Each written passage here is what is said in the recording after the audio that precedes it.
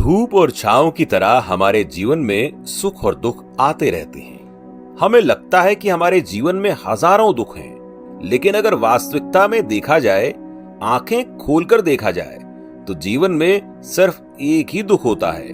और वो दुख क्या है? हमारी आज की कहानी के माध्यम से आप समझ जाएंगे कि वो एकमात्र दुख क्या है और उसका समाधान क्या है। तो अपने दुख का निवारण करने के लिए इस कहानी को आखिर तक जरूर सुनें। एक गांव में राजेश नाम का एक आदमी रहता था। वो अपने जीवन में बहुत निराश था। उसकी निराशा का कारण ये था कि वो अभी तक कुछ भी नहीं करता था। उसके घर वाले उसे दूसरों का उदाहरण देकर ताने मारते थे और कहते थे कि वो सब तो कामयाब हो गए और तू यही का यहीं रह गया। जब भी वो कहीं बाहर जाता तो लोग उससे पूछते कि तुम क्या कर रहे हो, और वहीं उसे ये कहने में बहुत शर्म महसूस होती कि वो अभी कुछ नहीं कर रहा, कुछ करने की कोशिश कर रहा है। धीरे धीरे उसने लोगों से मुंह छिपाना शुरू कर दिया। उसका दुख इतना बड़ा था कि उसको लगता था कि वो धरती पर एक बोझ है और उसके बस में कुछ भी करना नहीं है। वो कुछ कर ही नहीं सकता, तो वो जीकर क्या करेगा? उसे मर जाना चाहिए। वो अकेले में बैठकर रोता और भगवान को दोष देता रहता कि उसका जीवन ऐसा क्यों बना दिया। एक दिन उसने गांव में एक गुरु को देखा जो दुख के ऊपर अपना प्रवचन दे रहे थे। गुरु कह रहे थे कि दुख एक गुरु की तरह होता है जो आपको जीवन के बारे में समझाता है और आपको सही से जीने का तरीका बताता है। आप चाहें तो दुख रूपी गुरु से अपना जीवन सीख सकते हैं या दुख में डूबकर बैठे बैठे रो सकते हैं। राजेश भी ये बातें सुन रहा था। जब उपदेश खत्म हुआ तो उसने गुरु से कहा, दुख कुछ सिखाकर नहीं जाता बल्कि पीड़ा देकर जाता है। दुख की पीड़ा अनंत होती है। ऐसा लगता है कि इसके बाद कुछ नहीं मिलने वाला, कुछ नहीं होने वाला। मृत्यु उसके सामने कम लगती है। गुरु ने पूछा कि क्या दुख है तुम्हें? राजेश ने अपनी सारी परेशानी गुरु को बता दी और कहा कि मेरे दुख का आपके पास कोई समाधान नहीं है। गुरु ने मुस्कुराकर कहा, जब तुम्हारे जीवन में असली दुख आए तभी मेरे पास आना, मैं उसका समाधान अवश्य करूंगा। ये कहकर गुरु वहां से चले गए। राजेश ने सोचा कि क्या मेरा दुख असली नहीं है? क्या ये दुख जो मैं झेल रहा हूं दुख नहीं है? कोई भी मेरे दिल का दर्द नहीं समझता। अरे घर वाले नहीं समझते तो गुरु क्या समझेंगे? अपने दुखों से परेशान होकर राजेश ने एक निर्णय लिया कि वो कुछ करके दिखाएगा। उसने एक छोटा सा व्यापार शुरू किया। उसे उसके व्यापार में सफलता नहीं मिल रही थी, पर उसके घर वाले बहुत खुश थे कि वो कुछ तो प्रयास कर रहा है। धीरे धीरे उसे सफलता मिलने लगी और फिर उसने रफ्तार पकड़ ली। वो 2 साल के भीतर एक बड़ा व्यापारी बन गया और अब उसके आसपास काफी लोग थे जो उसे पसंद करते थे, जो उसकी चिंता करते थे, जो उसके कार्यों की सराहना करते थे, प्रशंसा करते थे। उसके माता पिता भी अपने बेटे की प्रशंसा करते करते नहीं थकते थे। उसके मित्रों की संख्या दिन ब दिन बढ़ती जा रही थी और वो बहुत खुश था। फिर उसके कुछ दोस्तों ने उसको सलाह दी कि उसे अपना व्यापार अब और बड़ा करना चाहिए।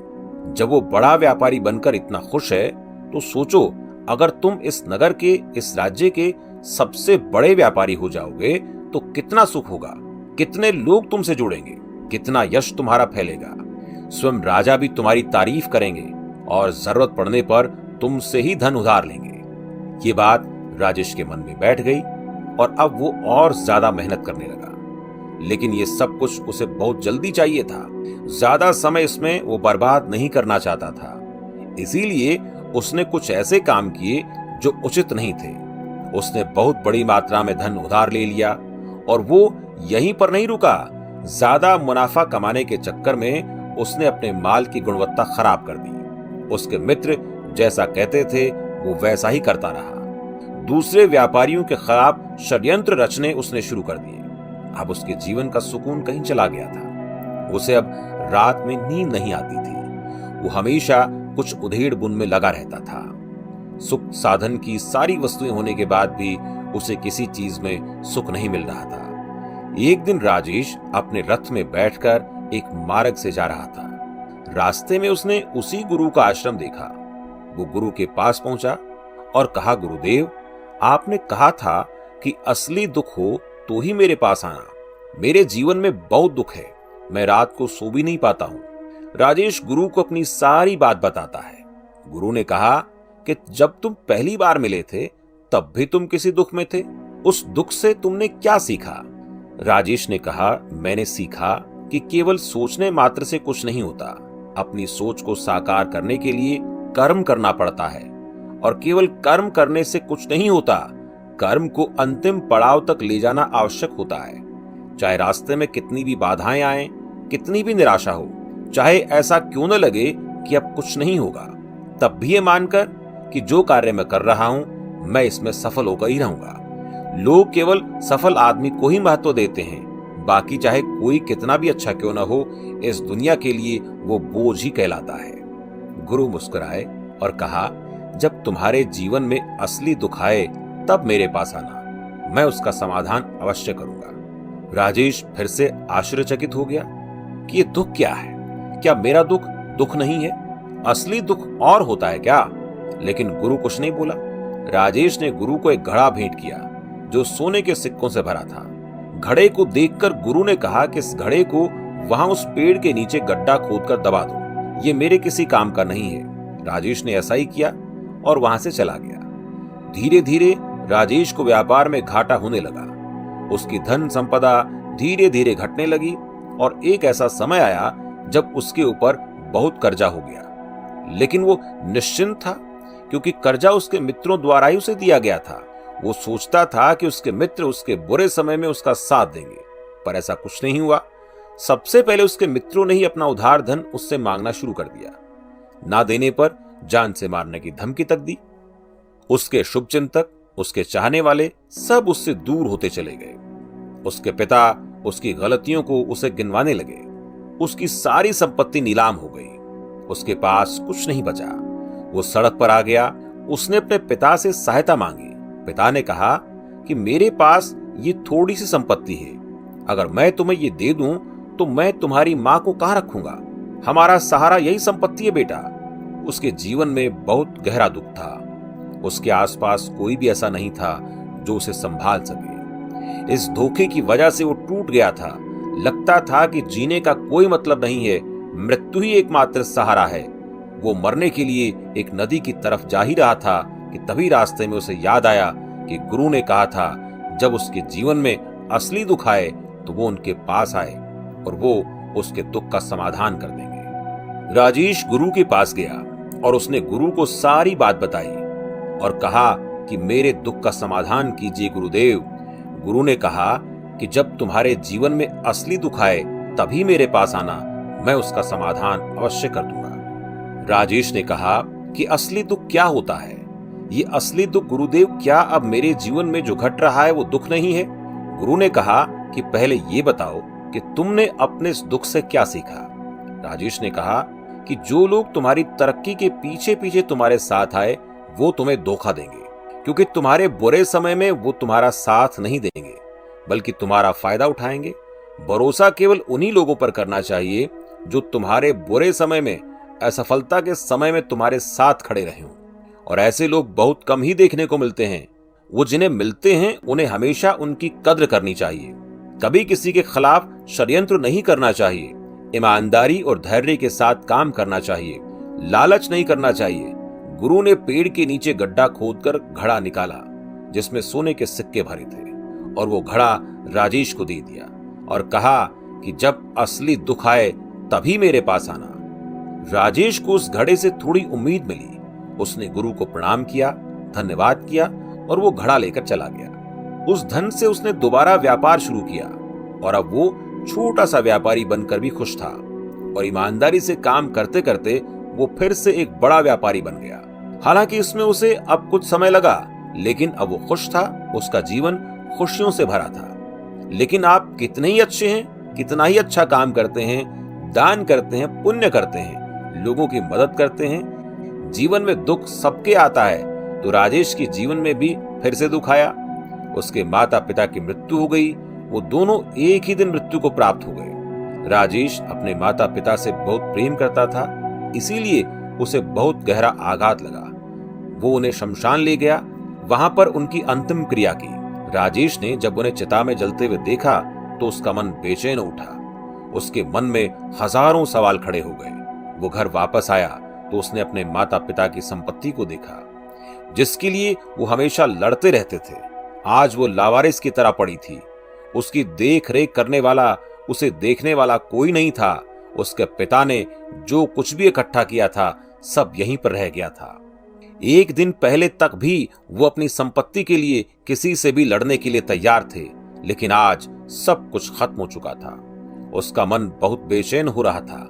लग रहा था जैसे कुछ खाली है, कुछ अकेलापन है, कुछ डर है, कुछ है जो समझ नहीं आ रहा। इसीलिए वो गुरु के पास पहुंचा। गुरु ने राजेश को देखते ही कहा कि क्या कोई दुख है? राजेश ने कहा कि जीवन में वैसे तो कोई दुख नहीं है गुरुदेव, सब ठीक ही है, सब सुखी है, पर आज मेरे माता पिता की मृत्यु हो गई है और मेरा मन बहुत दुखी है। गुरु ने कहा कि इसमें दुखी होने वाली क्या बात है? एक दिन तो सबके प्रियजनों को मर जाना ही है। जीवित तो यहाँ कोई नहीं रहा और ना ही कोई रहेगा। तुम भी एक दिन मर जाओगे। हो सकता है कल, या कहो आज, या कहो तो अभी भी तुम मर सकते हो। राजेश ने कहा, गुरुदेव आप ये क्या कह रहे हैं? मैं भी मर जाऊंगा? अरे मैं तो अभी जवान हूं। गुरु ने कहा कि प्यारे, इस भ्रम में मत जीना कि मृत्यु बूढ़ों को ही आती है। बूढ़ों के सामने जवान भी मर जाते हैं, बच्चे मर जाते हैं। मृत्यु का किसी भी उम्र से कोई लेना देना नहीं है। गुरु के मुख से बातें सुनकर राजेश वहां से चुपचाप चला गया, पर उसका मन जैसे बेचैन हो गया था। वो कुछ खालीपन सा महसूस कर रहा था।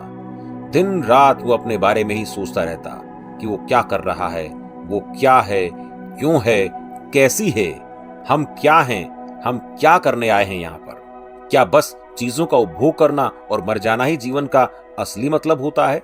उसे कोई जवाब नहीं मिल रहा था और उसका दुख बढ़ता ही जा रहा था। कुछ दिन बाद वो वापस उसी गुरु के पास पहुंचा और गुरु को सारी बात बता दी। गुरु मुस्कुराए और गुरु ने कहा कि आज पहली बार तुम्हारे जीवन में असली दुख उत्पन्न हुआ है। वास्तव में यही है जो दुख कहलाने लायक है, कि हमें पता ही नहीं कि हम क्या कर रहे हैं, क्यों हैं, कैसे हैं, कौन हैं हम और हमें क्या करना है। राजेश ने कहा, गुरुदेव मेरे दुख का समाधान कीजिए। गुरु ने कहा कि हम सब अपने जीवन भर क्या इकट्ठा करते रहते हैं। राजेश ने कहा कि गुरुदेव सभी लोग धन, संपत्ति, मान, सम्मान, प्रेम, परिवार, मित्र, शत्रु, पद, प्रतिष्ठा इकट्ठा करते रहते हैं। गुरु ने कहा कि क्या इनमें से कुछ भी इकट्ठा करके हम अपने साथ ले जा सकते हैं? राजेश ने कहा कि नहीं गुरुदेव, इनमें से तो कुछ भी साथ नहीं ले जा सकते। मेरे माता पिता के साथ भी कुछ नहीं गया, सब तो यहीं पर छूट गया। गुरु ने कहा, ध्यान से समझना, इस दुनिया में हम जिसे इकट्ठा करते हैं उसे हम कभी इकट्ठा करते ही नहीं। सभी चीजों को देखते हैं लेकिन उसे देखते ही नहीं। जिसे हमें इकट्ठा करना है वो है हम खुद। हमें इस दुनिया में अपने आप को इकट्ठा करना है ताकि जब हमारी मृत्यु हो तब हम एक हो सकें और अपने आप को पहचान सकें। हम बटे हुए हैं प्रेम में, नफरत में, क्रोध में, क्रूरता में, धन में, संपत्ति में, पद में, प्रतिष्ठा में, सम्मान में, पहचान में, धर्म में, जाति में, दूसरों को लूटने में और अपने आप को लौटाने में, और ऐसे ही हजारों लाखों वासनाओं में हम बटे पड़े हैं। हम टुकड़ों में जीवन जी रहे हैं। हमारी चेतना कभी भी एक नहीं हो पाती। हमारी ऊर्जा शक्ति बिखर गई है। इसीलिए हमारे पास इतना भी समय नहीं या इतनी भी शक्ति नहीं कि हम मुड़कर अपनी ओर देख सकें। वास्तव में लोग जिंदगी भर जिन्हें दुख दुख कहकर चिल्लाते रहते हैं और उनका समाधान खोजते रहते हैं, उन्हें उनका समाधान कभी मिलेगा ही नहीं, क्योंकि जिन्हें वो दुख कहते हैं वो दुख है ही नहीं। इसीलिए या किसी को भी कभी उनके दुख का समाधान नहीं मिलता।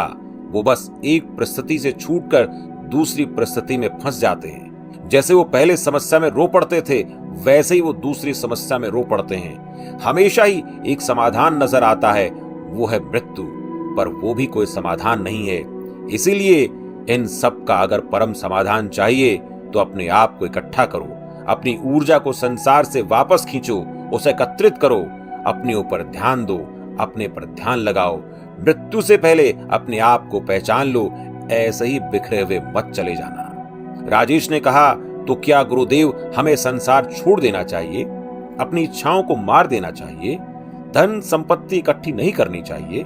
क्या हमें यहाँ किसी से प्रेम भी नहीं करना चाहिए? गुरु ने कहा, तुमसे इच्छाएं, कामनाएं और वासना ऐसे ही निकलती हैं जैसे पहाड़ से कोई पत्थर गिर रहा हो, जिस पर पहाड़ का कोई नियंत्रण ही नहीं सिवाय देखने के और परेशान होने के। जब तुम एकत्रित हो जाते हो तब जो भी तुम करते हो वो सब नियंत्रण में रहता है। तब इच्छाएं भी तुम्हारी इच्छा से निकलती हैं। राजेश ने कहा, गुरुदेव, आपने मेरे सच्चे दुख का निवारण कर दिया। आपका बहुत आभारी हूं। अब मैं अपने आप को एकत्रित करूंगा। गुरुदेव, मानव शरीर में बहुत ऊर्जा है, बहुत शक्ति है, पर वो बेकार की चीजों में बंटकर रह गई है, व्यर्थ की चीजों में लगी रहती है। दोस्तों, अक्सर हम ऊपर वाले से सवाल करते हैं कि हमारे जीवन में इतने दुख क्यों हैं? हम सभी के मन में यह सवाल उठता है और इसका जवाब है कि वो परमात्मा हमें उस परम दुख तक ले जाना चाहता है, उस सबसे बड़े दुख तक ले जाना चाहता है, जहां पर हमें पता चल सके कि इंसानी आत्मा का असली दुख क्या है। और वो दुख है अपने आप को ना पहचान पाना, अपनी शक्तियों को ना पहचान पाना, अपने आप को इकट्ठा न कर पाना, अपने आप पर नियंत्रण न कर पाना। हमारे जीवन में यही दुख होता है, लेकिन इस दुख को ना देखकर हम सभी प्रकार के दुख देखते हैं, लेकिन इस दुख पर हमारा कभी ध्यान ही नहीं जाता। और वास्तव में होना यह चाहिए कि जब हमारे जीवन में दुख आते हैं तो हमारी सोच वहां पर जानी चाहिए कि मैं क्या हूं, मैं क्यों हूं। और जब ये एकमात्र दुख आपके जीवन में आपको नजर आता है, तब आप ध्यान की तरफ बढ़ते हैं, तब आप अपने आप को खोजने की तरफ चलते हैं। तो दोस्तों, कैसे लगी आपको हमारी कहानी? हमें कमेंट करके जरूर बताना कि कहानी सुनते टाइम आपको कैसा एहसास हुआ। हम आपके कमेंट्स का इंतजार करेंगे। और अगर